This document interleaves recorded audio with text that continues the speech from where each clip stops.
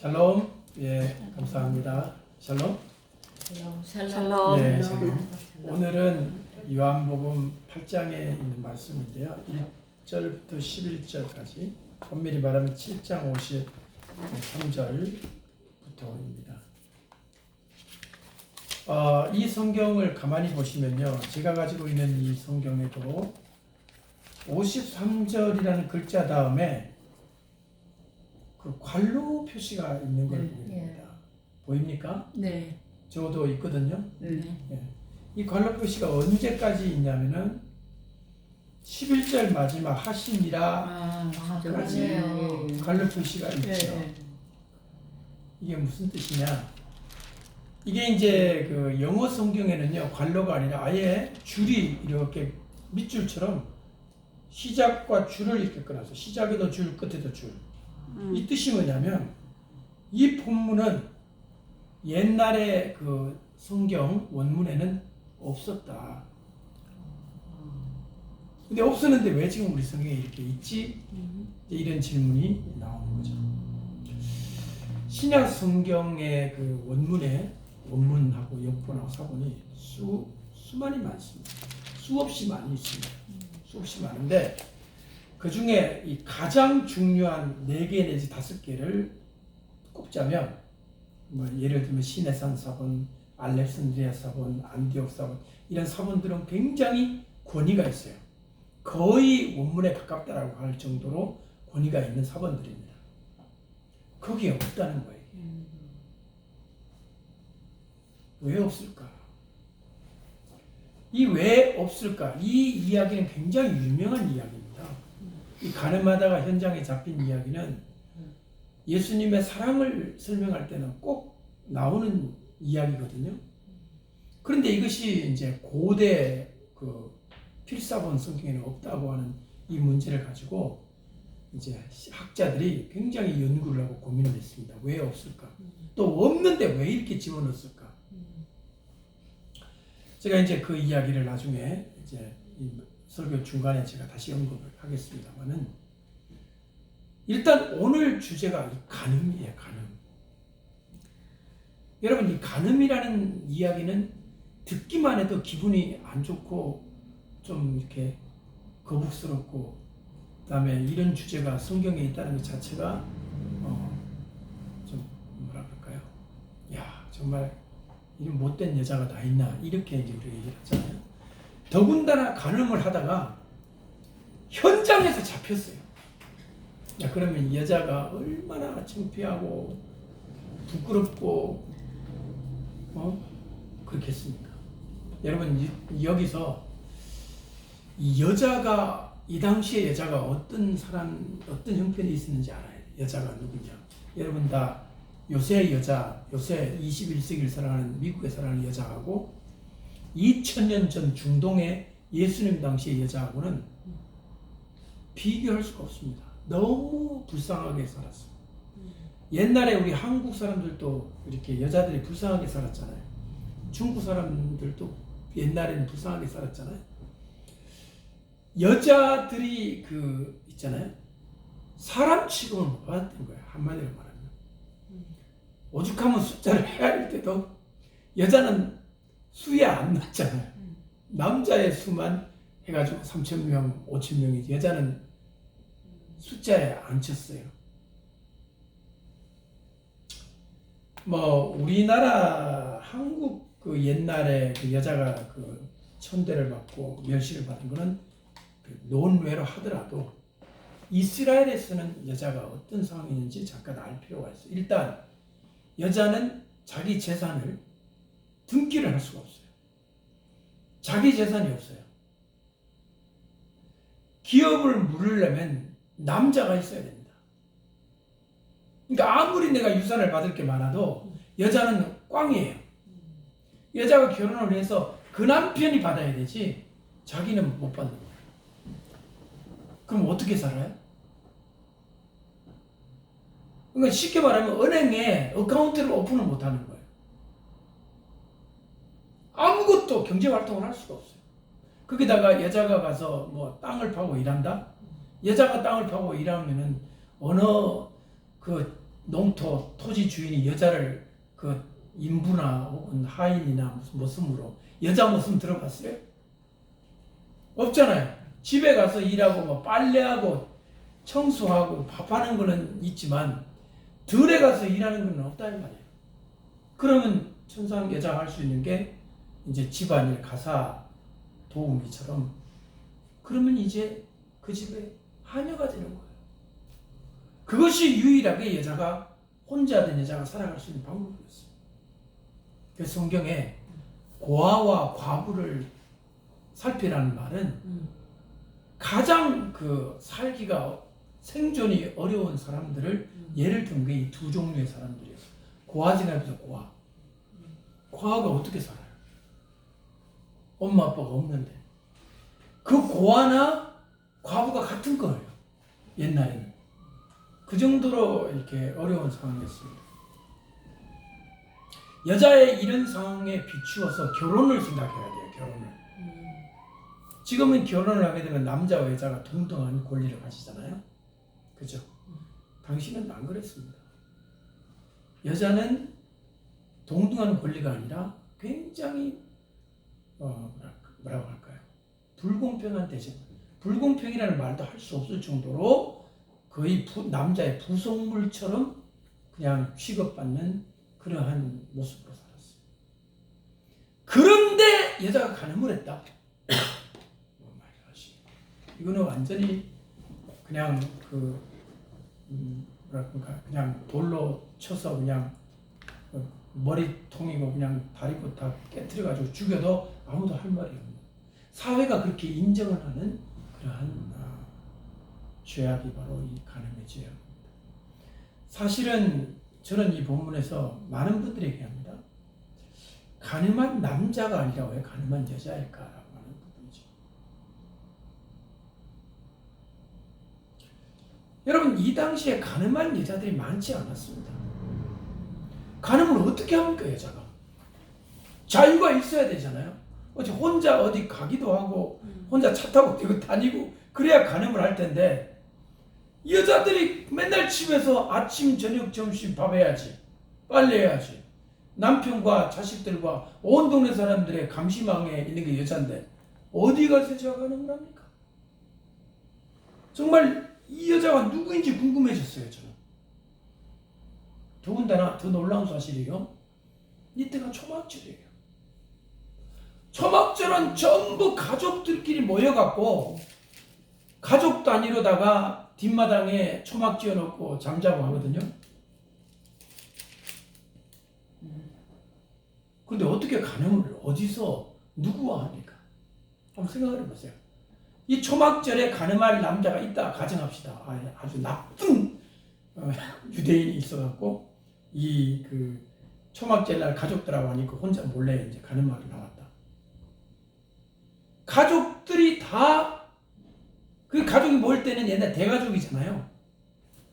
이 남자의 아버지 어머니도 있고 아내도 있고 자식도 있는데 혼자 빠져나올 수가 없는 거예요. 남자도 어렵거니와 여자가, 여러분 명절날 여자가 어디 밖에 나갈 수 있습니까? 옛날에 꼼짝 없잖아요. 아니 뭐 요리하고 음식 장만하고 이래야 되지. 다른 날도 자유가 없지만 특별히 명절날은 더 자유가 없는 게 여자지 않습니까? 명절이에요. 최고의 명절이란 말이에요. 근데 간음을 했어요. 여러분, 이 상황을 이렇게 볼 때 좀 이 본문이 의아하지 않아요? 그래서 이 간음을 제가 가진 성경에는, 옛날 성경에는 음행중해라고 되어 있어요. 음행이라고 되어 있고, 이게 새로운 버전에는 뭐로 되어 있는지 모르겠습니다. 새 번역에도 음행으로 되어 있나요? 아니, 그냥 간음으로. 그게는 간음으로 되어 있죠. 이거는 음행이거든요. 아, 예. 네. 자, 음행은 여러 가지가 음행이에요. 간음만 음행이 아니에요. 근데 간음은 음행 중에 하나예요. 예를 들어 남자들이 술집에 가서 술집 여자들하고 잠을 자는 것도 음행, 다른 남자나 다른 여자를 만나는 것도 음행, 여러 가지가 음행이 많아요. 그런데 간음은 아주 독특하게 결혼 관계를 벗어난 다른 결혼한 사람이 다른 남자와 여자를 만나는 거. 예를 들어서 총각과 처녀가 결혼하지 않았을 때 총각 처녀가 자기들끼리 몰려다니면서 죄 짓는 거는 간음이 아니죠. 그건 그냥 음행이죠. 그건 성적인 타락이고 이지. 간음은 뭐냐면 결혼한 사람이 결혼한 남편과 아내를 떠나서 다른 남자와 여자를 만나는 매우 독특한 죄가 간음이에요. 제가 볼 때는 이 여자가 간음이 아니라 성적인 어떤 죄를 짓다가 잡힌 것 같아요. 그러니까 음행이 맞는 거죠. 이해되십니까? 무슨 말이에요? 그러니까 결혼에 대한 죄를 결혼에 대한 죄라는 건 자기 남편이 있고 자기 아내가 있어서 그에게 대해서 하지 못할 일을 한 게 간음이잖아요. 그거 차원이 아니라 그런 죄가 아니라 성적인 범죄. 예를 들면 남자들이 술집에 가서 술집 여자하고 잠을 자는 거. 이거가 바로 음행인 거죠. 이 여자가 그런 죄를 지었다고 보는 게 더 타당성이 있다고 저는 생각합니다. 예를 들어 볼까요? 좀 더 얘기를 해볼까요? 이날이 지금 초막절이거든요. 유대인들은 완전히 가족 행사로 지금 다 바빠요. 근데 가족 행사로 바쁘지 않은 사람들이 있습니다. 이 당시에. 로마 군인들이에요. 점령군 로마 군인들은 이날은 유대인들이 전부 할례되기 때문에 완전히 다 가족들이 되기 때문에 조용해요. 자기들은 너무 심심해. 군인들이잖아요. 2000년 전 군인들은 역시 가족들의 품으로 돌아가지 못하는 여자들, 바로 유흥업소에 일하는 여자들은 가족을 찾아 들어가서 가족들에게 지내지도 못하는 이 여자들과 직업 군인들의 그 무료함과 그 다음에 자유시간을 이 둘이서 보낸, 이 여자는 직업 여성일 가능성이 많습니다. 그래서 여기에 누가 안 나오냐면요, 이 여자의 상대 남자가 안 나옵니다. 상대 남자가 로마 군이라고 상상해 보세요. 유대인들이 끌고 올 수 있어요, 없어요? 못 끌고 오죠. 만약에 이 여자가 간음 중에 잡혔잖아요. 현장에서 잡혔다고 그랬죠. 그럼 남자가 현장에 있을 텐데 왜 못 끌고 옵니까? 당장 끌고 오지. 상대 남자를 끌고 오지 않은 이유를 생각해 본다면 더군다나 로마 군인과 상대했던 유대 창녀들일 가능성이 많습니다. 그럼 유대 창녀들이 그 당시에 있었죠. 이 구절 말고도 있습니다. 성경에 4명의 여자가 등장합니다. 예수님과 관련된 죄 지은 4명의 여자. 그 중에 2명은 예수님에게 향유를 부은 거예요. 한 여자는 머리에 붓고 한 여자는 발밑에 부었죠. 성경학자들은 그 두 여자가 같은 여자냐 다른 여자 때문에 굉장히 고민하고 있는데 다른 여자예요. 향유를 부은 장소가 달라요. 예수님 발에 부은 거하고 예수님 머리에 부은 거하고 달라요. 예수님 머리에 부은 거는 장례를 예비한 거고 발에 부은 것은 저 갈릴리에서 죄인이 난 여자가 부었어요. 죄인이 난 여자. 죄인이라고 딱 못 박혀져 있어요. 그 두 여자가 있고 막달라 마리아는 귀신이 7명이 들어있었죠. 막달라 마리아. 막달라라는 지역이 있어요. 그 지역에서 나온 한 여자인데 그 여자도 역시 좀 안 좋은 여자였어요. 귀신이 7마리가 들어있고 행실이 좋지 않고 남자들을 대상으로 살았던 그런 여자들이었어요. 이 여자가 나중에 회개하고 예수님 제자가 됐잖아요. 부활의 첫 목격자가 됐잖아요. 그리고 오늘 이 여자예요. 이 4명의 여자가 이 예수님과 관련되어 있는 이 죄를 지은 여자로 등장합니다. 자, 잠깐 여기서 멈춰 생각해 보자면 한국 교회를 좀 얘기를 할게요. 옛날에 교회가 세워졌어요. 그 교회에 양반들은 절대 교회 안 갔어요. 농사 짓는 사람들, 여자들, 그 다음에 가난한 사람들이 교회를 갔습니다. 지금은 그렇지 않지만 여자들이 교회 가서 보니까, 설교를 들어보니까 자기들 같은 사람이 성경에 많은 거예요. 자기들 같이 멸시당하고 천대받고 고난당하고 여자들이 많은 거예요. 그러니까 여자들이 목숨 걸고 예수님 믿기 시작한 거예요. 남편들한테 얻어맞고, 예? 온갖 모욕을 당하고, 이제 제가 알고 있는 케이스는 머리를 다 깎아버렸어요. 이 여자 자기 부인이 교회 간다고. 그 수건 또 교회 갔어요. 예배 중에 끌려 나가면 매를 맞으면서 또 다음 주에 또 가는 거예요.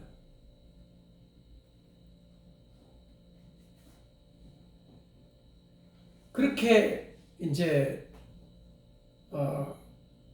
절실하게 예수님을 따랐던 이 여성 성도들이 성경을 보니까 예수님께서 그 어렵고 힘든 삶을 살아가는 여자들을 사랑하시고 위해 주시고 기도해 주신 그거를 많이 보고 위로를 얻은 거죠.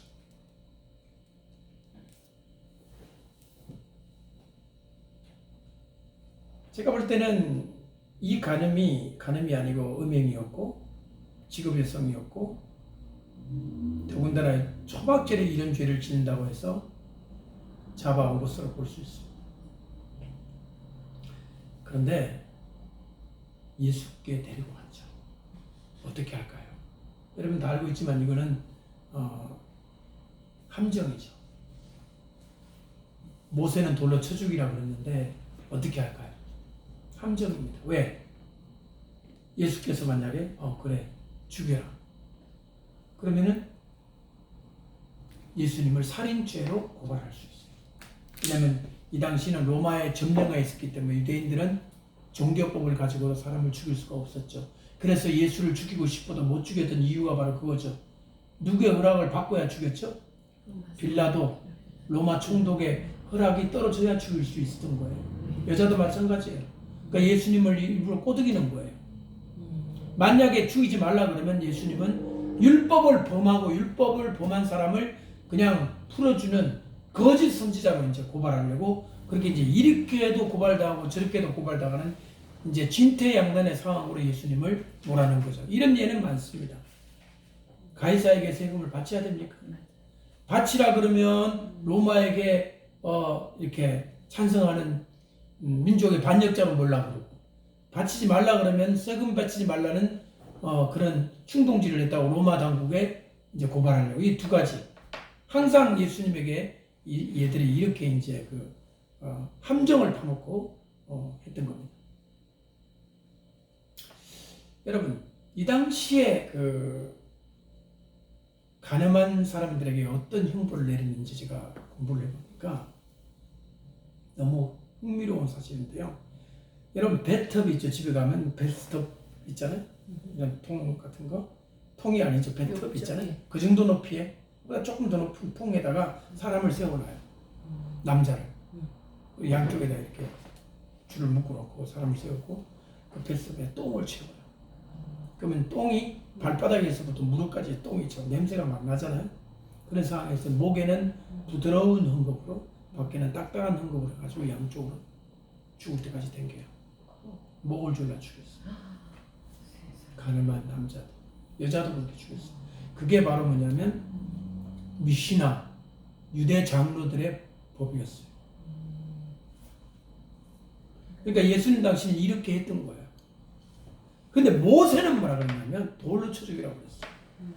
그러니까 돌로 쳐 죽이는 것보다는 이게 좀 더, 그래도 내가 볼 때 이게 더 더러운데, 어쨌든 그렇게 이제 두 가지가 있었던 거예요. 그래서 이 사람들은 이제 율법을 들고 나온 거예요. 우리 정통은 이런데, 그 말은 안 나오지만 모세 율법은 돌로 던져 죽이라고 그랬는데 돌로 죽일까요 말까요 이렇게 이제 예수님을 시험을 한 거죠.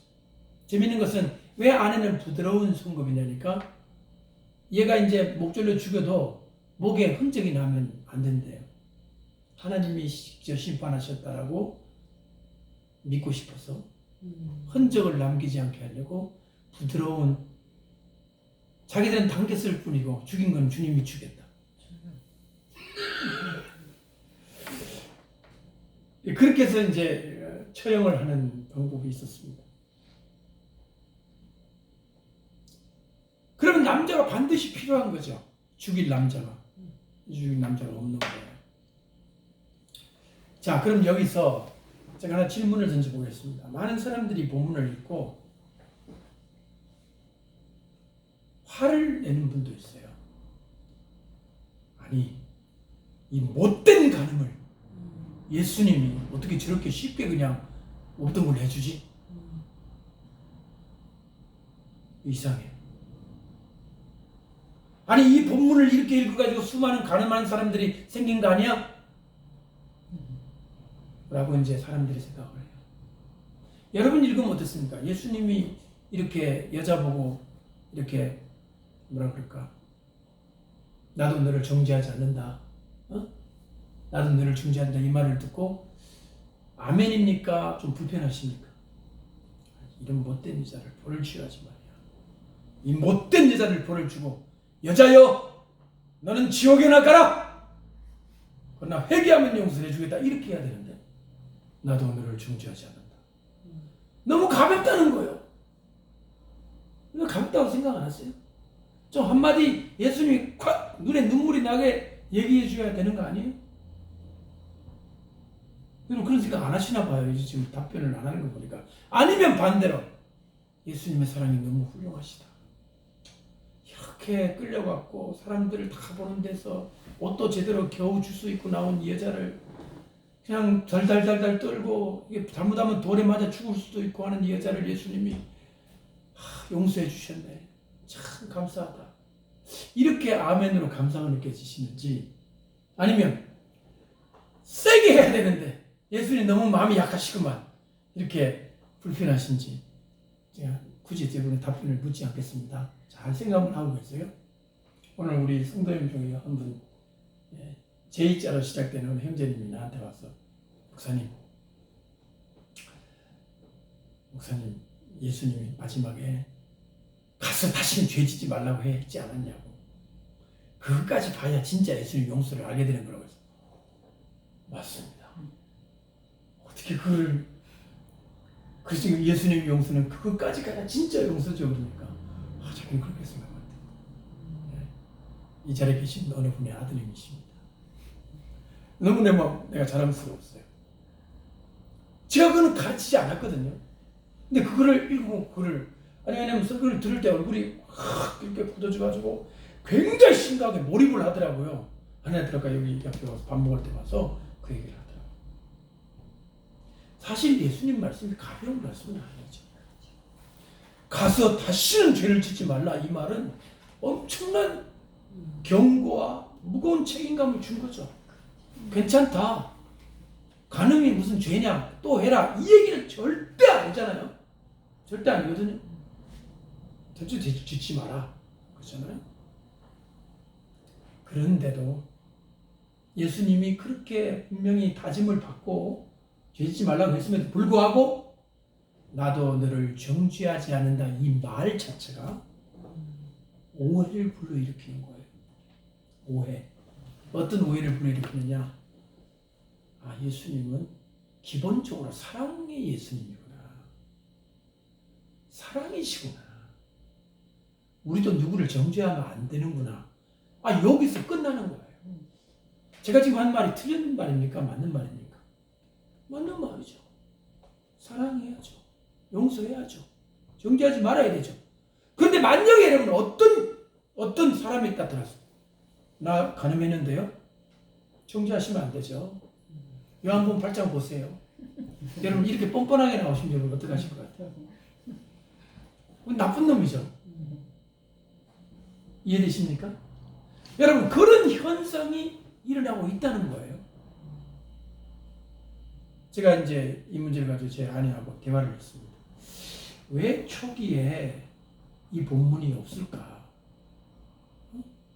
이 본문이 없고 나중에 이것이 들어갔는데 이 들어가게 돼서 어떤 일이 벌어졌을까?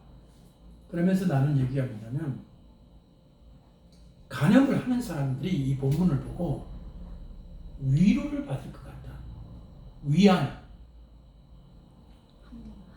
그러니까 잘못된 오해에 성경을 제대로 안 게 아니고 지가 잘못 읽어놓고 스스로 잘못 읽어놓고 잘못 오해를 잘못 위안을 받는 거예요. 아, 주님은 나를 정죄 안 하시는구나. 그렇지 뭐 누가 그거를 정죄해? 그 죄를 죄로 생각하고 회개를 해야 되는데 회개를 안 하고 이걸 보고 그냥 아, 예수님은 기본적으로 이렇게 사랑하시는구나 넘어가는 거예요. 거기다가 플러스 설교자들이 설교하시는 분들이 이 본문을 그렇게 맞추어서 설교를 해요. 여러분 설교 들어본 적 있어요? 오늘 이 시간에 간음하고 온 사람을 전부 나가세요. 예배당에 있지 말고 나가야지. 이런 거 들어보셨어요? 오늘 이 시간 간음하고 예배 드리는 이 사람들이 있다면 지금 일어서 나가 집에.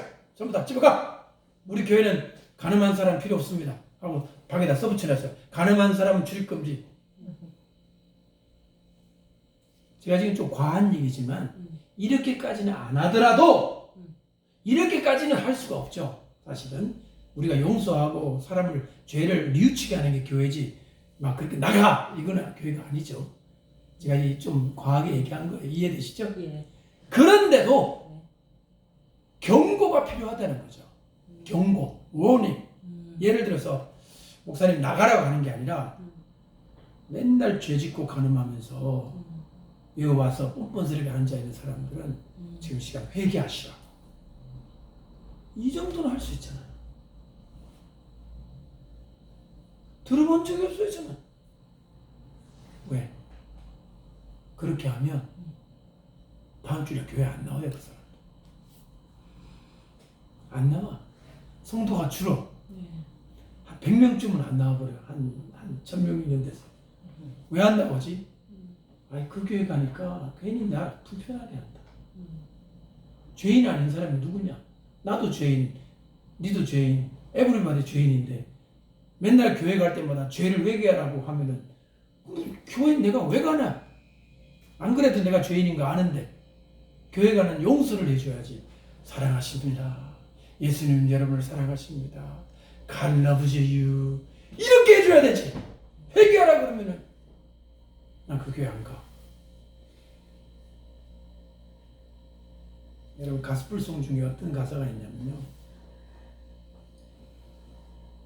사람의 생각하고 하나님 말씀하고 부딪히면요. 사람의 생각대로 설교 안 돼요. 하나님의 뜻대로.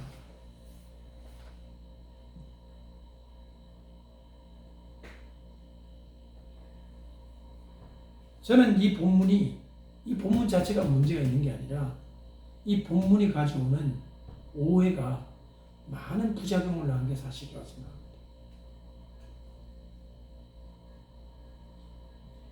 그래서 제가 이걸 공부를 했어요, 진짜.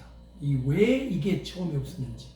윌리엄 바클레이라는 유명한 성경주, 아마 최고의 성경주 수학자예요. 그 사람이 뭐라고 했냐면, 이 본문이 빠진 이유가 뭐냐면, 사람들은 두려워했다는 거예요.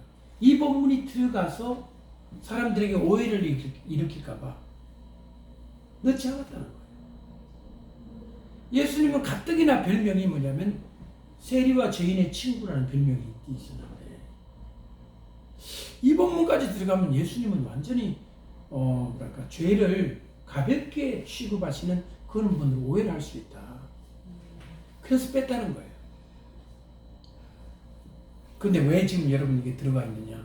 그 사람 주장은 이래요. 윌리엄 바클레이님이라면 이것은 전설로 내려왔다는 거예요. 이 이야기는 기록이 안 되고 이야기 입에서 입으로 내려왔는데 실제로 일어난 사건이라는 거예요. 자기 생각에는. 그러다가 왜 교회가 처음에는 되게 윤리적으로 엄격하잖아요. 여러분 옛날에 초대교회에서는요 진짜 엄격했습니다. 교회에서도 왜 벌을 주는 게 있거든요. 권징이라는 게 있잖아요. 그런 게 있었어요. 교회에서 잘못하면 막 벌 주고 그랬어요. 지금은 뭐 사라졌잖아요. 마찬가지입니다. 초대 교회가 정말 시간이 지나면서 뭐랄까 좀 이제 좀 느슨해졌다 그럴까요? 아니면 이것이 들어가도 이제는 그 두려움이 안 되는 상황이 되니까 이 구절이 성경에 들어오기 시작한 거라는 거죠. 그러니까 엄격한 윤리와 철두철미한 그 율법적인 그런 생각에서 약간은 완충 작용이 일어난 그 상태. 4세기 300 몇 년도에 라틴어 성경에 들어옵니다. 라틴어가 바로 불게이트 성경이잖아요. 볼게이트, 불가타. 제롬이 4세기에 자기가 성경을 번역할 때 이걸 집어넣습니다. 우리도 지금 여기 들어와 있죠. 자, 그러면 저와 여러분은 이것이 원래 예수님께서 이런 일을 행하신 것을 입에서 입으로 이렇게 전승으로 내려왔고 전설처럼 내려왔다는 것을 우리가 인정을 하고 오늘 이 본문을 한번 볼 필요가 있습니다. 그러니까 이 일이 없었는데 만든 게 아니라 실제로 이런 일이 있었다는 거죠.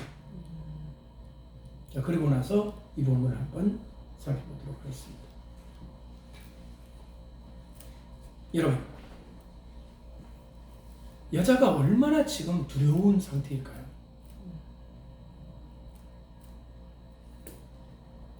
진짜 현장에서 잡혔다. 끌려왔다.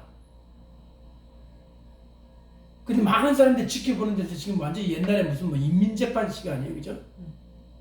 얼마나 무서워요. 말 한마디면 그냥 돌멩이 다 얻어맞아가지고 이제 죽는데 부끄럽고 죽음의 두려움이 있고 공포스럽고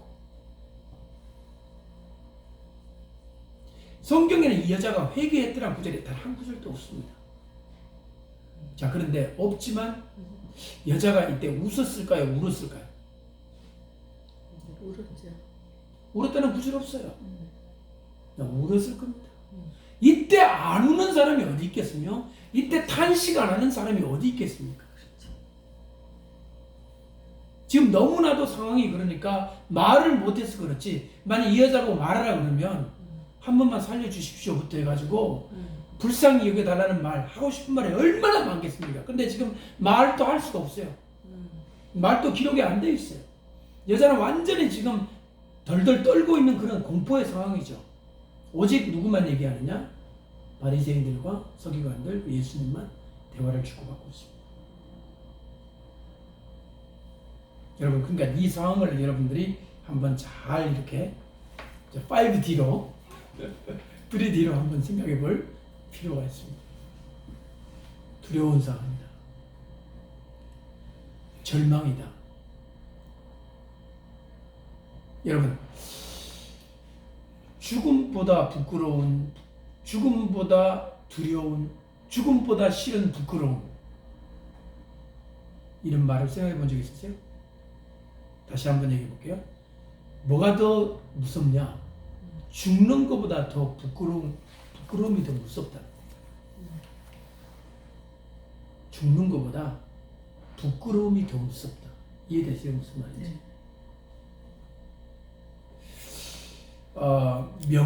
명예로운 자살, 막 이런 말 하잖아요. 명예를 지키기 위한 자살. 솔직히 이렇게 정치인들이 자살하는 걸 얘기를 들어보면요. 정치인들이 자살을 하잖아요. 자결, 자살. 그 대부분은 부끄러움을 당하기가 싫어서 그런 거예요. 이리 끌려다니고 저리 끌려다니고 재판받고 사람들 손가락질 받는 것이 너무 힘들어서 차라리 죽자. 죽어버리자. 근데도 사람들은 그렇게 자살한 사람들을 또 이렇게 막 뭐라 그럴까요? 좀 사실은 좋은 거 아닌데 저는 자살은 좋은 거 아니라고 생각합니다.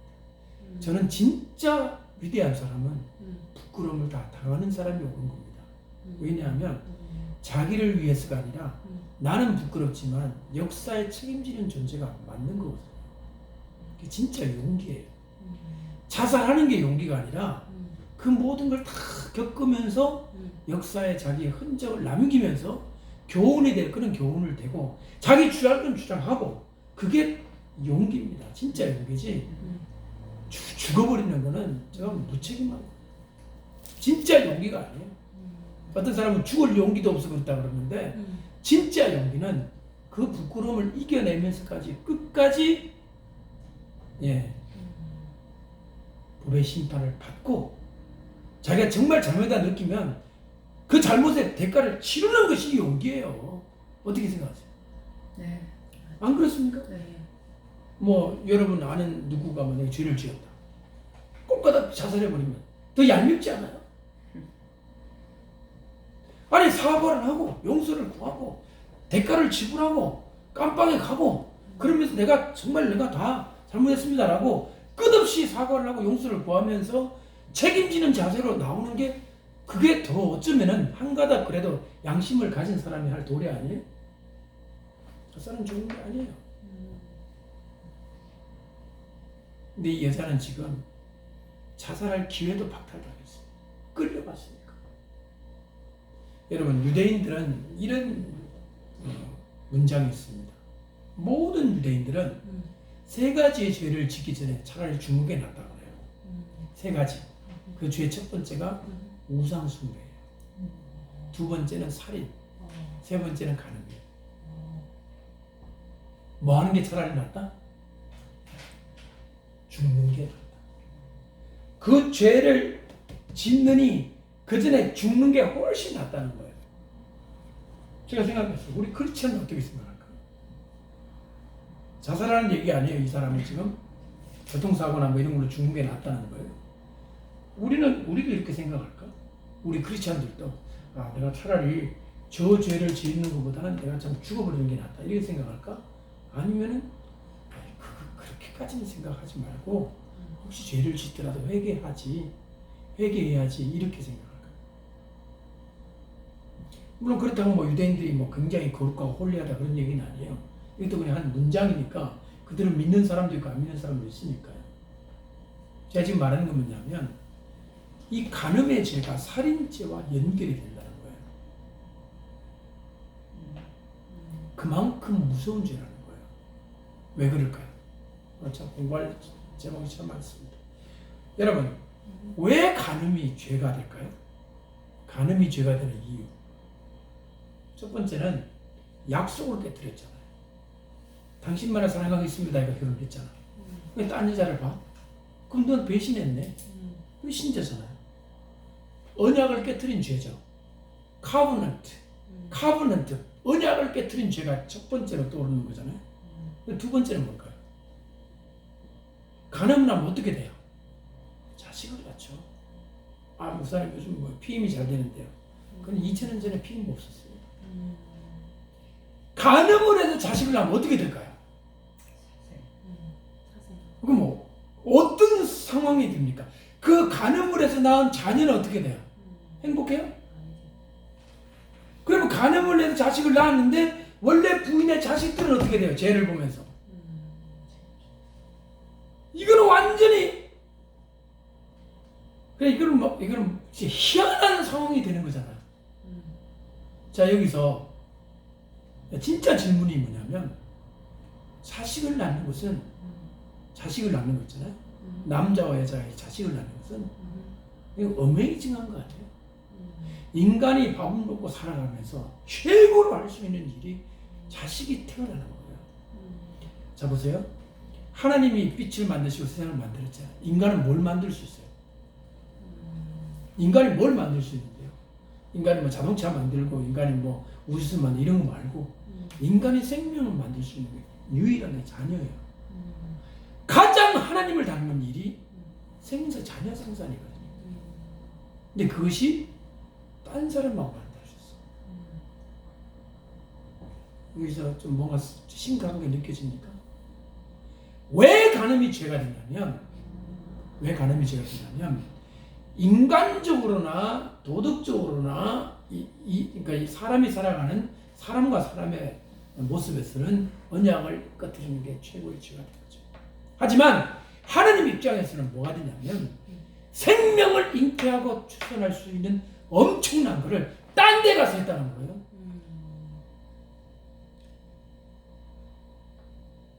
이 사생아라고 하잖아요. 사생아가 아니지. 아버지가 아니까 사생아는 아니지. 혼외정사로 낳은 아이죠. 혼외자이지. 그죠? 혼외자. 근데 숨길 때는 이제 베스트가 되는 거죠. 진짜 사생아가 되는 거죠. 축복되지 못한 아이잖아요. unblessed person이잖아요. 하나님이 분노하시는 건 바로 그거라는 거예요.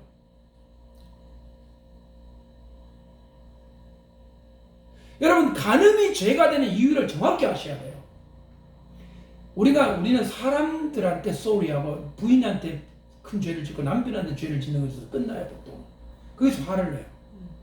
근데 하나님은 어떻게 보냐면, 내가 생명을 낳을 수 있는 능력을 너한테 줬고, 기능을 건강하게 자라서 건강한 신체를 줬는데, 생명을, 엉뚱한 자식을 낳았다는 거예요. 표현이 이상합니다만, 나지 말아야 될 자녀 아닌가요? 맞아요, 맞아요. 이거 낳아야 돼요, 얘가? 왜 낳아야 돼요? 결혼하지 않았는데, 낳으면 안 되죠. 그러니까, 낳지 말아야 될 사람을 낳았는 거죠. 엄청난 죄를 짓는 거지, 이 사람은. 제가 이렇게 보면요, 구약 성경에 부정하다는 얘기가 자꾸 나오죠. 부정하다. 도대체 부정이 뭘까? 언클린이 뭘까? 생각해봤어요. 왜 클린하고 언클린할까? 여러분, 뭐 먼지가 묻었다고 먼지가 안 묻었다고 클린이 아니에요. 성경에 보게 되면 이 언클린과 클린이 뭐와 관련되어 있느냐? 생명의 탄생과 관련있더라고요. 영어로 프로크리에이션이라고 그래요. 우리 페이튼이 아는가 싶어서 물어봤더니 페이튼이 I don't know. 그 프로크리에이션 단어를 모르더라고요. 크리에이션은 알죠. 크리에이션은 창조잖아요. 앞에 PR로 프로크리에이션이 되게 되면 여인이 자식을 낳는 걸 얘기해요. 프로크리에이션이라고 해요. 그런데 구약 성경의 모든 정결법에 이 언클린, 부정하다, 정결하다가 전부 생명의 탄생과 관련이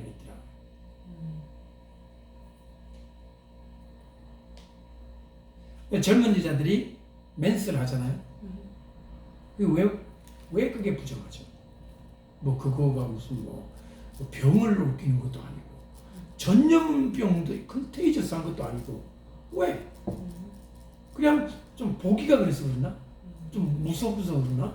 왜 그게 부정하죠? 생명을 잉태할 수 있었던 거잖아요.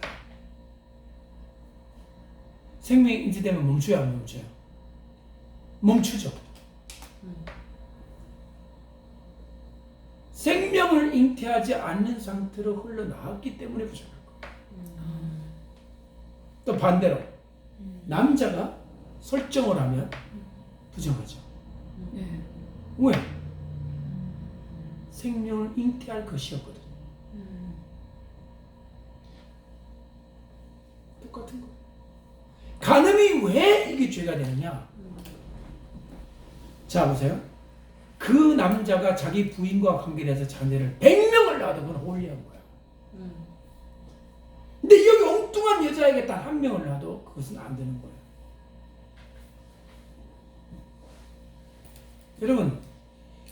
여러분, 왜 죽은 시체를 보거나 만지면 부정해지죠? 죽은 시체. 생명이 없어서요? 하나님은 생명이 아닌 죽음의 모습을 하나님이 아닌 거잖아요. 하나님 생명의 하나님이잖아요. 그 죽음과 시체에서는요, 하나님을 떠난 어두움과 사단의 그림자가 그 속에 있는 거예요. 죽음이거든요. 죽음을 본 사람은 지옥을 본 거예요. 사단을 본 거예요. 영적으로 불결한 거예요. 그래서 보고 나면 자기를 정결케 해야 돼요. 근데 운전하다가 로드킬하는 동물들 보잖아요. 어떻게 눈에 보이는데 어떻게 눈 감을 수도 없고 보이는데 주님 그것도 보지 말라고 하셨거든요. 근데 어떡하냐? 그것이 부정한 이유가 뭐냐면 생명과 관련이 있어. 생명이 아닌 거기 때문에.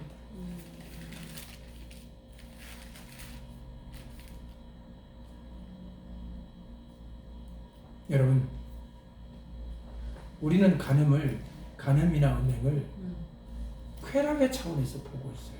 쾌락. 즐긴다. 여러분, 너무 그거는 반밖에 못 본 거예요. 그 이상을 봐야 돼요. 그 이상이 뭐냐? 아, 그래서 자식을 낳았다고 생각해 보세요. 대박 아니에요, 이거 진짜. 대박이 아니라 이건 대박은 잘못된 표현이고. 대형 사고 아니에요, 대형 사고. 어떻게 생각하세요? 어떤 남자가 있는데 바람을 핀 게 붙잡힌 거하고 바람 피워서 자식을 집에 데리고 온 거하고 maybe 바람을 피워서 잡혀도 용서해 줄 수는 있어요. maybe 그것도 용서가 안 되는 건데 용서해 줄 수 있어요. 진짜 죽을 각오라고 용서를 했다 합시다. 자식을 데리고 나타나면 어떻게 돼요? 용서돼야 안 돼요? 안 되죠. 어떻게 해요? 집에 가서 같이 살자? 같이 가고? 어떤 여자가 이때는 당신은 이별이다. 그 애하고 가라. 라고 할 수밖에 없잖아요. 용서 차원이 아니잖아요. 이 자식이 나가지고 생겨버리면 이미, 그러면 지금 우리는 피임이 극도로 발달된 오늘날의 기준에서 보니까 자꾸 이 간염의 실체가 안 보이는데, 예?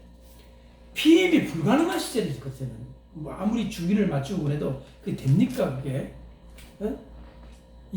그 욕정과 정열과 이 간음이라는 거는 되게 어떤 그 이성적이 아니잖아요. 아니, 간음하는 남자들이 뭐 주기 맞춰가면서 간음하고 그럽니까? 안 그러잖아요. 이 패션이잖아요. 열정과 이 욕정에서 비롯된 거기 때문에 아기가 생길 수밖에 없단 말이에요. 그러니까 생기는 게 당연할 수밖에 없을 정도로 그런 위험한 상황이란 말이에요. 그거를 보신다면 이 간음의 뒤에 있는 그림자가 얼마나 무서운 것을 합리화하고 있는지를 봐야 돼요. 결국 어떻게 되느냐? 이 아이가 자라야 나중에 살인 나죠. 이쪽을 자라요. 가정이 나중에는 성경에 나오잖아요. 야곱 보시고 그 성경 가족을 보세요. 나중에 자라서 나중에 저들끼리 막 요셉 죽이자 그러고 막 그런 일이 벌어지잖아요. 다윗 보세요. 다윗 그 아내가 전부 다른 거 아들들 다 다르잖아요. 솔로몬 다르고 그 아도니아도 다르고 다 암논도 다르고 다르니까 어떤 일이 벌어졌어요. 그 여자애도 다르니까 이 오빠가 여자애를 범해갖고 그러니까 그 형제들도 다 죽이는 살인이 벌어졌잖아요. 압살롬 다르고 그렇게 성경에 훌륭하다고 하는 다윗도 이 한 여자 외에 다른 여자와 결혼을 했기 때문에 왕이라고 해가지고 가지 마라 그랬잖아. 왕은 아내를 많이 두지 말라고 성경에 기록이 되어 있잖아요. 그런데 그걸 어긴 거예요. 그래서 집안이 완전히 풍지박살이 나잖아요. 자식들이 자식을 막 죽이는 일이 벌어지잖아요.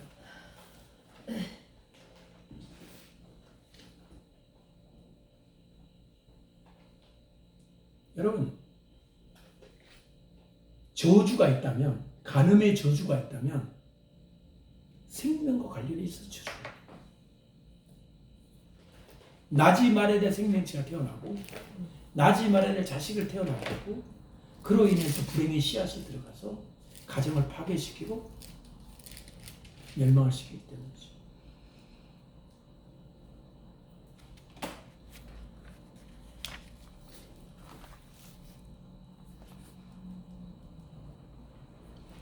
여러분, 컨트라셉션 어떻게 생각하십니까? 피임은 왜 하죠? 자식들의 숫자가 너무 많으면 먹여 살리기 어려우니까 한다. 그렇게 생각하십니까? 그것도 있죠. 예. 근데 진짜는 그게 아니에요. 원래 관계는 생명을 낳는 것과 관련이 있잖아요. 근데 지금의 젊은 사람들과 저희들과 젊은 사람들은 생명은 한 명, 두 명 축하고 나머지는 그 생명과 관계없는 결혼 생활을 하고 싶은 거죠. 이것이 홀리한 거냐는 거죠. 이게 거룩한 거냐는 거죠. 이게 클린한 거냐는 거죠. 언클릭한 거. 왜 관계를 하고 왜 부부가 생활을 하느냐? 생명과 관계는 아무 관계 없는 거예요. 다시 말해 하나님이 우리를 그렇게 만드신 남자와 여자를 만드신 거에 대한 일고의 생각도 안 하고 그냥 인간이 가지는 욕망과 쾌락과 삶 그거밖에 없는 거죠. 하나님을 여기 속에 다 지워버린 거죠. 첫 번째 목적. 제가 지금 이 컨트라셉션, 피임에 대해서 부정적으로 젊은 사람들이 얘기하지 않았습니다. 아직 받아들이지 못할 수도 있기 때문에 여러분들과 저는 얘기할 수 있다고 생각합니다. 세상에서 가장 인간으로서 태어나서 가장 놀라운 일이 생명을 낳는 건데 그걸 인위적인 방법으로 피임을 해가면서까지 자식을 낳지 않으려고 하는 생각 자체가 뭔가 프로블럼이 있다는 거죠.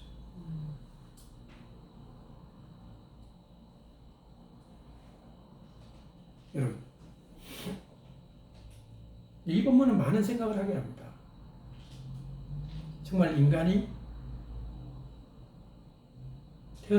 창조됐을 때 그 아담이라고 불렀죠.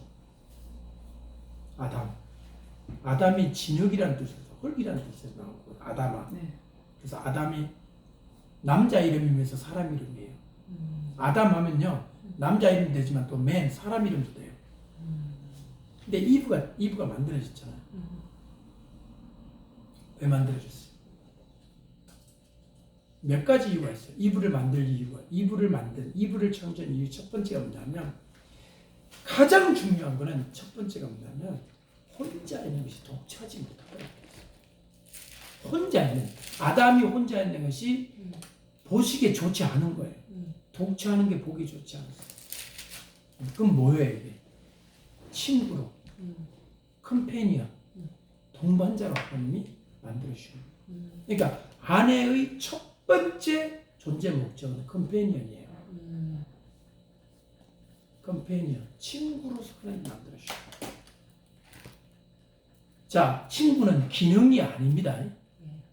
기능은 뭐 하는 거잖아요. 밥을 하고 이게 펑션이잖아요. 친구는 펑션이 아니에요. 친구는 그냥 있어서 좋은 거예요. 옆에 있었어. 얼굴 보아서 좋고. 그게 친구잖아요. 동반자라고 하잖아요. 우리는 남편과 아내를 볼 때 너무 기능적으로 생각을 하는 경향이 있어요. 기능적으로. 뭔가를 해야 되는 존재. 아닙니다. 여러분 친구는 뭔가 해줘서 좋은 게 친구인가요? 우리 두 분이 친구인데 뭔가를 꼭 해줘야 친구인가요? 그냥 말없이 가만히 한 시간 몇 시간 앉아있어도 좋은 게 친구 아닌가요? 그죠? 거기다가 뭐 성경도 공부를 같이 하면 좋은 거고. 그럼 그 다음이죠. 그건 그 다음이죠. 그러니까 친구는 아니잖아요. 친구는 마음을 나누고 소울메이트라고 하잖아요. 영혼을 나누고 아내와 남편은 소울메이트잖아요. 영혼을 나누는 존재. 그냥 가만히 있어도 좋은 존재. 이 친구잖아요. 그 다음에 나오는 게 생명을 낳고요. 그 다음에 나오는 게 헬퍼, 돕는 자를 돕는 배필로 만드시다. 여러분, 도움을 주는 사람과 도움받는 사람 둘 중에 누가 더 많은 지식을 가지고 있어야 됩니까? 도움을 주는 자. 그럼 아담과 하와가 누가 누구를 도와주도록 만들었죠? 아담이 있는데 하와가 하나님이 돕는 배필로 만들었는데 누가 누구를 도와주게 만들었죠? 하와가 아담을. 그렇죠, 맞죠? 하와가 누구를 도와줘? 그 도와주려면 지식이 있어요. 얕으면 도와줄 수 있어요? 없어요. 지식이 많아야 되죠. 어떻게 생각하십니까?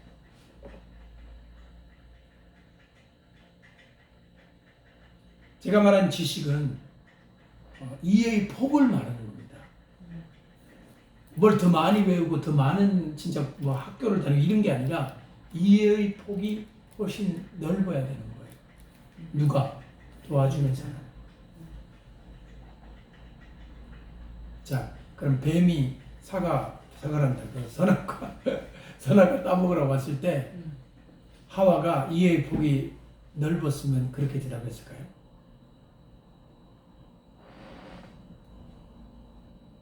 이해의 폭이 좁았던 것입니다. 하와의 실패. 이해의 폭, understanding, 스팬이 넓어야 되는 거예요. 좁지 말고 스팬이 넓어야 돼요. 제가 보기에는 우리 사회에서 여성들이 가져야 될 가장 중요한 것 중에 하나는 자신이 돕는 자로 존재해야 한다면 누구에겐가 그러면 자신의 이해의 폭을 넓혀야 돼요. 여기서부터 저까지 폭이 넓어야 돼요. 이해의 양이 넓고 말하는 게 아니에요. 지식의 양이 많다는 게 아니라 이해의 폭, 그 사람을 이해하는 깊이와 넓이가 넓어야 돼요. 왜 그러는지, 지금 이게 무슨 상황인지. 아담, 여보라고 했겠죠. 여보, 저 뱀 말 들으면 안 돼요. 라고. 나한테 지금 따먹으라 하는데 이것도 소음은 안 되는 거예요. 근데 이러기는 그냥 오히려 먼저 먹었죠. 여기서 바로 실수가 있는 거죠. 물론 이제 그 뱀의 입장에서도 왜 하와를 타겟으로 삼았는지 또 은밀한 공부가 필요합니다. 여기서 지난번에 온유한 자가 땅을 차지하는 그가 이게 자연스럽게 나오는데요. 왜 온유한 자가 땅을 차지하냐면요. 사람은 땅을 닮았기 때문입니다. 사람은 땅에서 만들어졌어요. 여기서. 그래서 아담은 아다마에서 만들어졌어요. 그러면 이 아담, 즉 사람이 어째야 땅이 뱉어내지 않는 사람이 되느냐? 땅이 뱉어낸다 무슨 말 알아요? 땅이 뱉어내는 사람. 땅이 뱉어내. 야, 너 여기 살지 마. 빨리 가. 땅이 뱉어내는 사람이 있어요. 누굴까요? 땅은 알고 있어요. 우리 아담의 두 아들이 있었잖아요. 네. 땅이 소리 지르니까 그랬죠. 왜? 땅이 피를 받았느니까. 피가 땅 속으로 스며들었잖아요. 가인을 죽인 피가 땅에 스며들어서 땅이 그거를 알고서 소리를 지르잖아요. 하나님, 제가 이 피를 내가 받았습니다. 저 가인을 그냥 두시면 안 됩니다. 소리 지르잖아요. 뿐만 아닙니다. 성경 구약 성경 곳곳에 보면 범죄한 유다 백성들을 향해서 땅이 토해낸다는 말이 계속 나옵니다. 범죄한 백성들을 토해내는 거예요, 땅이. 근데 만약에 온유한 자는 어떠냐? 하나님을 경외하고 마음이 온유한 자는 땅이 그 사람을 좋아해요. 땅이. 제가 그 본문을 가만히 보니까 지금 우리가 그 마태복음 5장을 보잖아요. 전부 천국과 관련했어요. 심령이 가난한 자는 복이 있나니? 천국이지. 이 지금 팔복을 우리가 지금 우리가 외우고 있는데 이 팔복은 궁극적으로 메시아 왕국 때 복이에요. 그럼 온유한 자는 메시아 왕국 때에 작은 땅을 누리는 게 아니라 어마어마한 땅을 기업으로 받게 되는 거죠. 그 온유하다는 말이 뭐냐면 하나님 앞에 겸손하다는 뜻입니다. 우리는 한문으로 온자하고 유자가 붙어갖고 따뜻한 온자, 부드러운 유자가 붙어서 해석을 따뜻하고 부드럽다 이렇게 이제 한문식으로 번역이 되는데 이제 슬프, 겸손한 사람, 하나님 앞에 humble 사람.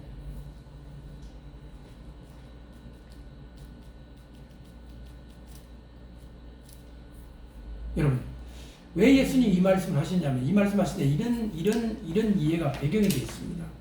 땅을 차지하는 사람은 굉장히 강한 사람이어야 되고 아주 무서운 사람, 힘이 센 사람, 장군, 왕, 어마어마한 그런 튼튼한 튼실하고 이런 사람들이 야말로 땅을 차지할 수 있다고 생각하는데 예수님 반대로 얘기하십니다. 메시아 왕국에서는 그런 사람이 땅을 차지하는 게 아니다. 힘으로 차지하는 게 아니기 때문에 온유한 사람, 하나님을 경외하고 겸손한 사람이 메시아 왕국의 넓은 기업을 차지할 수 있다. 아멘. 그 말이 그렇죠. 바로 이 아담에게 누가 주어지냐면 이브가 주어진 거죠. 돕는 자. 자, 한 가지 질문 드리겠습니다. 만약에 아담이 간음을 했다고 가정합시다. 간음 안 했잖아요. 이브에 넣었으니까. 그러면 아담이 함께 간음한 어떤 여자 X는 어떻게 도와줄 것 같아요? 여러분, 망하게. 여러분 사극에 보면 보통 이렇게 임금 옆에 있는 막 그런 여자들 있잖아요. 그지? 잘 도와주던가요? 아니, 망하게. 무슨 얘기인지 알아요? 그래서 사람이 늙어 죽으면은 늙어 죽을 때가 되면 어디로 온다고 그러죠? 누구한테 온다고 그러죠? 그게 무슨 얘기냐면 그 이해의 폭이 넓어서 돕는 자로 하나님이 블레스 해준 사람에 대한 얘기가 바로 이게입니다. 그런데 전혀 엉뚱한 여자의 아들을 낳아가지고 왔어. 이거는 정말 큰 사건이죠. 그래서 앞으로 여러분들이 성경을 읽을 때 부정과 정결함, 간음과 음행의 죄악의 뿌리에는 뭐가 있냐면 생명의 창조가 관련이 있다는 걸 아셔야 돼요. 아멘. 자, 물어보겠습니다. 동성애가 왜 죄가 될까요? 이제 아시겠네요. 아, 동성애 그 역겨운 거, 구역질하는 거 이렇게 생각지 말고 사람이 동성애를 하게 되면 전부 다 상상해 보세요. 인류 멸종이에요. 동성애는 아무리 해도 자식이 안 생겨. 근데 왜 하냐 그러죠, 여러분들? 그 미친 것들 아니야 그러죠? 왜 하냐 그러죠? 아, 자식도 안 생겼는데 왜 그런 행동을 하고 그렇게 살아가지? 그게 바로 하나님의 마음, 하나님의 법칙, 하나님의 생명의 원리와는 반대가 되는 일이라고 합니다. 동성애나 간음이나 차이가 뭐예요? 똑같은 거죠. 피임은 얻은 거예요. 다 똑같은 거예요. 하나님의 창조의 섭리를 무시하는 거죠. 무서운 거라는 거죠. 저는 정말로 이걸 이해할 수 있다면 젊은 사람들에게도 권해주고 싶어요. 무조건 콘트라셉션, 피임을 쓰지 말고 기도하는 마음으로 인간이 가지고 있는 지식을 사용해서 얼마든지 그렇게 현명하게 결혼 생활을 할 수 있지 않느냐. 근데 이미 너무 우리에게 가까이 와버렸기 때문에 아무 생각도 이런 설교하는 사람은 아마 목사님 없을 겁니다. 무슨 설교를 그런 피임에 대한 설교를 안 하죠. 우리가 성경 안에 들어가게 되면 하나님이 원래부터 생명과 인간에 대한 인간의 자식을 갖고 하는 것에 대해서 얼마나 깊은 관심을 가지고 있는지를 세세하게 다 설명해 주고 있습니다.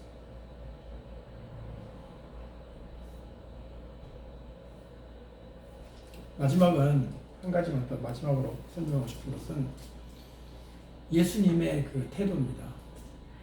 여러분, 예수님께서는 두 가지 행동을 하시는데 첫 번째는 땅에 불을 쓰신 것, 그다음에 두 번째는 여자한테 말했잖아요. 둘이만 남았잖아요. 다 가고 죄 없는 자가 돌로 치라고 그랬으니까 다 가버렸잖아요. 양심에 찔려갖고 둘이만 남았으니까 나도 너를 정죄하지 않는다. 이 말하고 이 두 가지를 오늘 잠깐 살펴보고 마무리하겠습니다. 우선 글 쓰신 것. 이게 무슨 뜻일까요? 글을 쓰셨다. 여러분, 예수님 지금 어디 앉아 계세요? 예수님 앉아 계신 자리가 어디예요 지금? 성전 마당이죠? 코트예요, 코트. 성전 마당은 뭐가 깔려져 있어요? 돌이. 네? 박석이 깔려져 있죠? 진흙은 아니지만 그냥 맨 땅이 아니잖아요. 뭐 깔려져 있죠? 손가락으로 어떻게 글을 쓰시죠? 나는 이 막대기로 글을 쓰셨다 그러면 이렇게 흙을 이렇게 파내고 글을 쓰시면 되는데 손으로 성전 바닥에 깔려 있는 그 위에 뭐 문을 찍어서 쓰시나? 아니면 그냥 뭐 어떻게 쓰시나? 아니면 뭐 수도 보이지 않게 그냥 인비지블하게 그냥 쓰셨던 얘기가 여러분 어떻게 생각하십니까? 글을 쓰셨다. 여기는 땅이라고 써 있는데 땅. 예, 이 땅이 어떤 땅인가요? 그러니까 성전 땅이면 박석이 깔려 예. 있는 그냥 손가락으로 쓰는 흉내를 내고 예. 신용을 했지 글자가 그냥 나타나는 건 아니다. 근데 사실 해석자들은 뭐라 그러냐면 그 도망간 사람들 있죠. 예. 돌 들고 있다가 아무개 하고 무슨 죄 이렇게 썼다는 거예요. 그러니까 김서방 도둑놈, 박서방 노름꾼 뭐 이런 식으로 예수를 썼다는 거예요. 그래 그걸 보고 갔다는 건데 그건 보여야 되잖아요. 그럼 제법 뭐 그냥 박석이 안 깔린 그냥 일반 땅에다가 이 새꼬챙이 같은 걸로 그냥 막 흙을 파가지고 써서야 보일 거 아니에요. 그 많은 사람한테. 그냥 이렇게 신용만 했다면 보이지 않을 텐데. 두 번째는 왜 이 사람들이 갔냐는 거예요. 정말 자기 죄가 그게 쓰여져가지고 무서워서 도망갔을까요? 창피해서. 저는 그렇게 안 봐요. 생각할 시간을 준 거 아니에요. 그렇죠?